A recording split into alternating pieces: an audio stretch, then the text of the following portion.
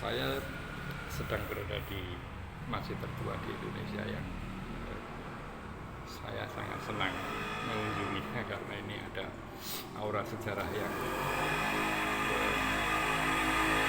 membuat kita terkoneksi dengan masa lalu plus kemudian bisa memproyeksikan masa depan. Nah, masjid ini didirikan tahun 1546, jadi sekitar 399 tahun sebelum Republik Indonesia berdiri. Ini masjid ini sudah ada. Nah, yang menarik dari kawasan masjid ini yaitu di Kampung Batik di Laweyan, Surakarta, itu ada satu tokoh pergerakan yaitu Kiai Haji Samanhudi, pendiri organisasi tertua di Indonesia yaitu Serikat Dagang Islam, di mana dengan latar belakang sebagai pedagang atau pengusaha, Kiai Haji Samanhudi itu merasa perlakuan pemerintah Hindia Belanda itu tidak fair terhadap pengusaha pribumi dibandingkan dengan pengusaha yang itu berasal dari Cina.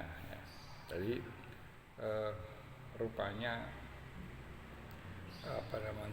treatment yang berbeda itu memang sudah terjadi sejak zaman Belanda dulu, di mana tentu secara ekonomi kekuatan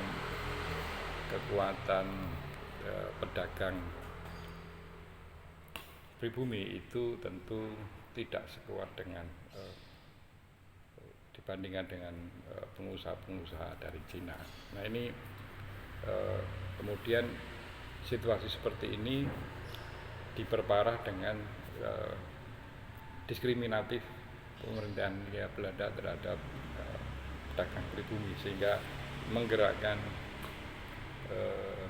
Kiai Haji Samanhudi untuk mendirikan Serikat Dagang Islam yang kemudian berevolusi menjadi Serikat Islam.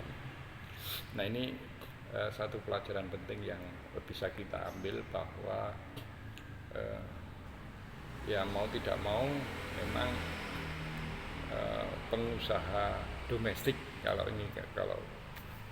kadang-kadang kita berbicara pribumi non pribumi itu agak sensitif, yaitu ya kalau sekarang kita berbicara pengusaha lokal itu ya sudah kaitannya tidak lagi terkait dengan persoalan etnis, tetapi pengusaha Indonesia terutama yang menengah ke bawah ini justru yang harus menjadi fokus perhatian setiap pemerintahan yang silih berganti di Indonesia. Nah, ini juga saya kira juga amanat konstitusi, karena pemerintah itu harus melindungi segenap bangsa dan segenap tumpah darah Indonesia, termasuk kaum pengusaha yang memang berkategori lemah. Salam konstitusi.